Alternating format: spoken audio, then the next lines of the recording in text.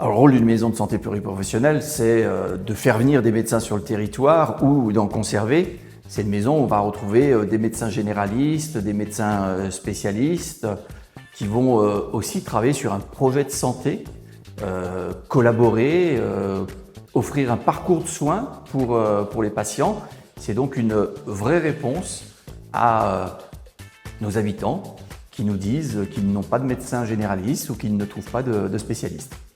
Vous aurez près d'une trentaine de professionnels de santé dans cette maison. Vous aurez 6 médecins généralistes, vous aurez un pédiatre, 4 orthophonistes, des psychologues, neuropsychologues, orthoptistes, chiropracteurs, gynécologues, obstétriciennes, sages-femmes, diététiciennes, ergothérapeutes. Et vous avez vu qu'avec les spécialités que j'ai évoquées, on a une spécialité autour de l'enfant, de la pédiatrie. Alors en fait, le fait qu'on soit aussi nombreux et qu'il y ait autant de professions représentées, ça nous permet vraiment d'avoir une prise en charge des patients qui est globale, qui est plus efficiente aussi.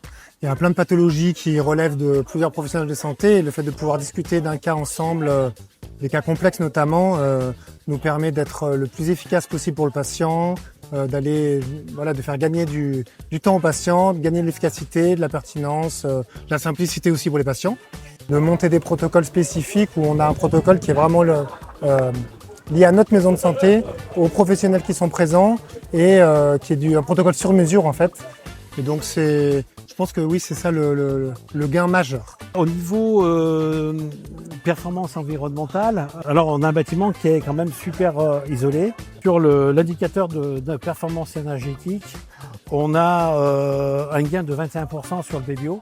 Et sur la consommation d'énergie primaire, on a aussi un gain de plus de 32%.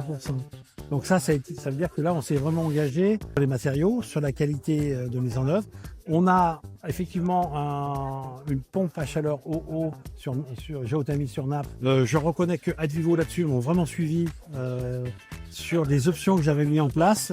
Donc ça, effectivement, je m'en félicite parce que traiter le bâtiment si bien, mais traiter les espaces non construits, notamment tout ce qui est parvis, plantation, c'est vraiment important si on veut bien faire vivre ce bâtiment. Ce projet démontre que Advivo n'est pas là pour faire que du logement. Mais on voit que la vie de nos concitoyens ne se résume pas au logement. Elle se résume aussi au commerce, à l'accès aux soins. Et Advivo construit des commerces, gère des commerces. Et Advivo gère des maisons de santé comme celle-ci.